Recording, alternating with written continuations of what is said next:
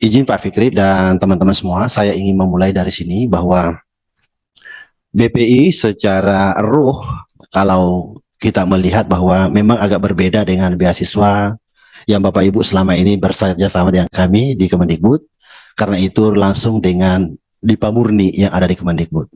Sementara BPI ini adalah kerjasama dua kementerian, sehingga memang ada transisi atau penyelarasan kebijakan yang harus kami lakukan dengan Kementerian Keuangan. Ya, jadi riwayat sedikit saya akan menarik dari sejarah Pak Fikri dan teman-teman aliansi mahasiswa pejuang beasiswa ini, bahwa dulu waktu saya direktur di LPDP membangun dari awal, ini kami buat skema khusus untuk dosen yang namanya Budi waktu itu. Tapi waktu itu Budi sangat sulit sekali teman-teman kita para dosen untuk mengakses di LPDP. Karena kenapa? Selain persaingannya adalah masyarakat umum, karena tidak dibedakan. Kemudian yang kedua, tentu kita tahu persis bahwa di LPDP yang kriteria yang begitu tinggi, sehingga teman-teman kesulitan. Nah, pada tahun 2021, dengan inisiatif Mas Menteri, bersama dengan Ibu Sri Mulyani, bahwa bagaimana kalau khusus untuk dosen ini dikelola langsung oleh Kementerian Pendidikan, Kebudayaan, Riset, dan Teknologi. Karena ini adalah merupakan program targeted dari kementerian. Sehingga alhamdulillah dosen kita, guru kita, pelaku budaya dibentuk skema BPI di Kementerian Pendidikan, Kebudayaan, Riset, dan Teknologi. Itu awalnya. Sehingga Satker yang dipercaya untuk mengelola ini awal tahunnya di tahun 2021 itu adalah Pusat Layanan Pembiayaan Pendidikan.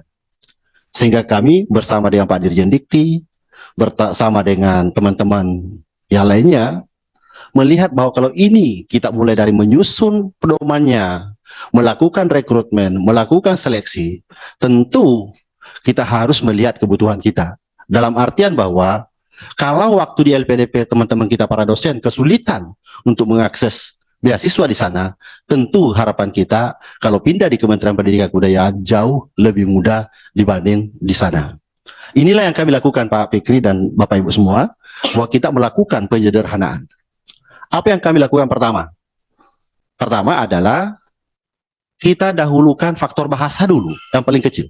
Kalau di sana saklek, TOEFL, IELTS harus 550 TOEFL, 6,5 IELTS. Kami tahu persis, karena kami yang pegang datanya, saya direktur beasiswa waktu itu. Kalau ini kita berlakukan, kasihan teman-teman kita para dosen. Akhirnya kita usulkan bahwa dosen kita, kalau sudah mempunyai law unconditional, artinya bahasa sudah tidak menjadi persoalan, karena unconditional. Tentu syarat bahasa oleh perguruan tinggi tidak menjadi persoalan. Ini yang kita jadikan dasar. Sehingga sebenarnya semua yang mendaftar di BPI, kita asumsinya sudah mendapatkan law unconditional. Yang kedua, waktu itu kesulitan teman-teman adalah usia. Juga di tahun pertama kita lakukan penyesuaian, tahun kedua kita melakukan penyesuaian. Alhamdulillah bertambah usianya, bukan lagi 40 seperti yang dulu. Yang ketiga, peringkat universitas juga berubah Pak Fikri. Waktu di LPDP saklek 200 terbaik dunia. Sekarang kami ada 3 Pak, bahkan 4 kriteria untuk perguruan tinggi tujuan. Pertama, peringkat yang ada di LPDP tetap kita pakai. Yang kedua adalah program studi best subject 20 terbaik dunia. Yang ketiga, perguruan tinggi mana di luar negeri yang sudah punya MOU dengan perguruan tinggi kita dalam negeri, yang diakui, yang sudah diketahui oleh Dikti, tentu dalam kesepakatan Dikti. Nah, ini kita lakukan seperti itu. Ini penyelarasan dalam rangka memberikan akses yang seluas-luasnya kepada teman-teman. Belum lagi dalam negeri, kriteria keempat, dalam negeri saklek LPDP adalah terbatas sekali perguruan tinggi tujuan. Sekarang di BPI sudah sangat luas untuk dalam negeri Pak Fikri.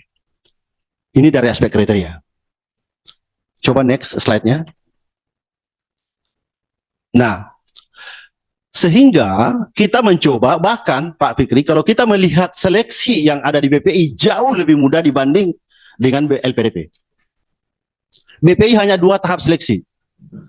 Hanya seleksi administrasi dan wawancara. BPI di LPDP masih ada seleksi non substansi sebelumnya, semacam psikotes. Kita tidak ada, kita hilangkan aja itu. Cukup ada psikolog di dalam wawancara. Jadi kita pangkas. Nah ini Bapak Ibu yang saya hormati.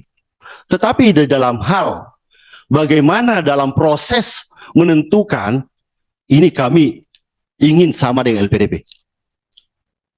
Karena kenapa? Tidak ada beasiswa yang tidak kompetitif. Tidak ada satupun sponsorship yang tidak kompetitif. Karena kenapa? Kita berbeda dengan sponsorship lain. Sponsorship lain, mau Aminef, mau AAS, mau apa di dunia ini, uang dari dia, mahasiswa kita belajar di negaranya dia untuk dibelanjakan untuk dia. Tapi kita, rupiah kita keluar negeri umpamanya. Jadi kita sangat selektif untuk mencari itu. Siapa yang berhak menerima bantuan ini? Jadi ini Pak Fikri, kami sangat menjaga betul bahwa tetap kita berlakukan yang namanya beasiswa harus kompetitif. Itu landasannya. Nah ini yang kami coba seperti, bahkan mohon maaf semua teman-teman aliansi dan seluruh yang lain, kami ingin ke depannya justru sama dengan pola yang ada di LPDP, cara seleksinya. Cara seleksinya bukan kriterianya ya, cara seleksinya. Begitu wawancara, keluar nilai. Passing grade diumumkan sesuai dengan kriteria nilai. LPDP kan sudah seperti itu. Sehingga tidak ada lagi protes-protes. Karena sudah begitu berdiri, nilai sudah ada di layar. Inilah hasil. Kami ingin seperti itu. Tapi ini bertahap. Ini Bapak Ibu yang saya hormati. Next, Mas. Jadi ada beberapa saja, saya langsung ingin menjawab saja apa tadi menjadi. Terus saja, ini bahkan kami Pak Fikri sudah mencoba. Beasiswa lain di Kemendikbud belum ada. Kesempatan masa sanggah. Kalau ada yang tidak lulus administrasi, ada masa sanggah. Silakan. Kalau kekurangan dokumen, silakan sempurnakan. Ada masa sanggah. Masih banyak yang pertanyakan, Pak, hasil wawancara boleh sanggah nggak? Itu bukan sanggah, tapi berantem. Karena hasil wawancara mau disanggah, masa hasil wawancara mau disanggah? Gitu loh. Ini. Next. Terus, Mas. Nah, ini Bapak Ibu yang saya hormati. Bagan keputusan hasil sinkronisasi data ini seleksi administrasi Pak Fikri. Ini yang banyak terkadang teman-teman itu melihatnya bahwa beasiswa ini, Kemendikbud Ristek Dikti ini adalah mengayomi kita semua sehingga harusnya semuanya dimudahkan. Padahal tidak harus seperti itu juga. Karena terkadang begitu kita seleksi administrasi, kita masih menemukan hal-hal yang perlu betul-betul kita selektif melihat. Contoh, dalam proses, taruhlah data ditemukan sesuai ketentuan. Nah, ini juga teman-teman tadi aliansi sudah menyampaikan dan itu kami sama paham bahwa perbedaan antara law unconditional dalam negeri dan luar negeri jauh berbeda. Kalau dalam negeri keluarnya law unconditional harus bayar dulu SPP, UKT. Tapi keluar negeri kan memberi tenggat waktu. Law unconditional tanpa bayar dulu. Nah ini perbedaan memang. Dan ini kami sudah bersurat ke beberapa rektor yang memang masuk dalam list BPI ini supaya memberikan kelonggaran pendaftar.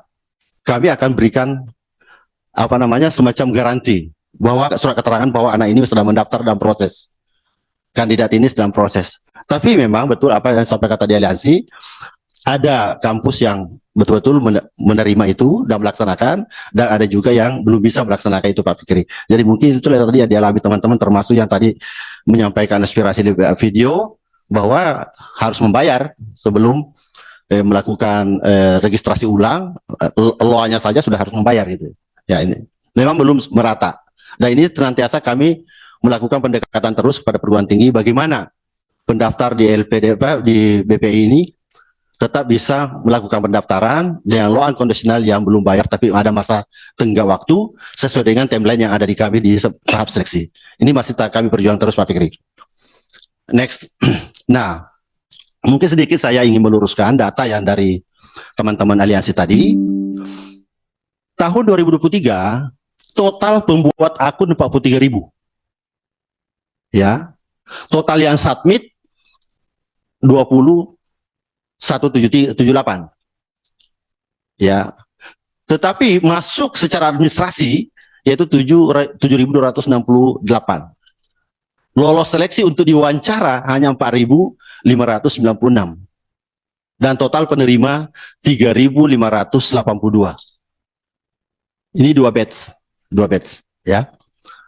Kita lihat datanya lagi lebih rinci. Next. Terus ada slide satu lagi. Ya ini. Jadi ini teman-teman dari aliansi, ini data yang real per hari ini. Ya. Bahwa total kuota yang diberikan oleh LPDP ke kami adalah 3.696. Tapi yang kita bisa optimalkan 3.716 melebihi. Kenapa? Melebihi ada dua faktor. Pertama, ada pergeseran dari klaster perguruan tinggi, terutama luar negeri, yang dari mahal ke yang murah sehingga bisa menambah lebih banyak efisiensi. Dan yang kedua adalah kaitannya dengan pergeseran antara dalam dan luar negeri. Ini optimalisasinya. Jadi ada seperti itu Pak Fikri.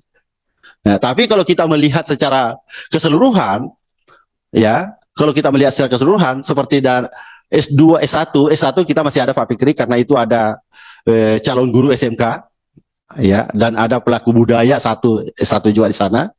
Kemudian S2 untuk calon dosen dari PTN baru. S2 juga ada pelaku budaya, juga ada BIM. Ya, juga ada BIM.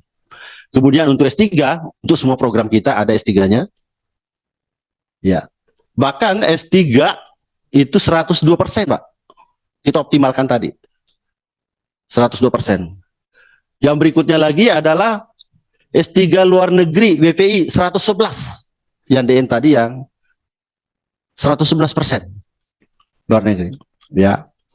Kemudian yang berikutnya ada yang tidak terpenuhi 100% yaitu bantuan disertasi. Yang tahun lalu Pak Fikri merekomendasikan ke kami dan kami wujudkan Pak. Dan tahun ini tetap kami pelihara.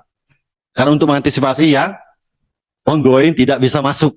Jadi kita siapkan bantuan disertasi. Tahun ini masih tetap ada, tetap kita pertahankan untuk membantu teman-teman kita. Ini tidak tercapai 100%. Catatannya sebenarnya miris Pak. Kalau 93% ini 7% hilang. Karena kenapa? Ternyata yang mengajukan ke kami begitu kita lakukan klarifikasi ke data yang ada di Dikti, dia sudah mendapatkan bantuan di sana. Kita klarifikasi ke biaya unggulan, juga sudah mendapatkan bantuan disertasi. Jadi lempar semuanya. Jadi akhirnya double, akhirnya kita batalkan di BPI. Ya, makanya tidak terpenuhi 100%. Jadi itu Pak Fikri yang ada di kami. Kemudian, jadi secara total sebenarnya alhamdulillah melebihi dari 100%. Bukan masih ada kuota tersisa sekitar 2000-an, Kak. Karena kita tadi jumlahnya, kalau kita hitung secara ongoing semuanya, Pak, ongoing kita membengkak terus, ya Pak ya, karena akumulasi sudah tahun ketiga ya. Tahun 2021, 2023 ini tahun ketiga. Nah, tahun keempat, sudah tahun keempat. Untuk yang 4 tahun, apakah itu S1 atau S3, ini udah pasti di puncak akumulasi multi years-nya, karena sudah tahun keempat. Jadi ya, anggaran membengkak terus, tapi kuota susah untuk kita naikkan begitu drastis karena akumulasi dari tahun-tahun sebelumnya. Karena ini multi years pembiayaan kita. Nggak bisa kita lihat mau berapa dana yang diberikan LPDP, sejumlah banyak juga yang bisa kita biayai. Nah, jadi seperti itu Bapak. Kemudian untuk tahun 2024, ini yang sudah ada di kami dari LPDP, ya. Dan ini yang sedang kami sekarang godok secara internal, seperti apa, sehingga bisa lagi memberikan secara maksimal layanan kepada teman-teman kita, kepada seluruh skema yang ada. Apakah itu skema dosen, pelaku budaya, guru, dan BIM yang ada di kami.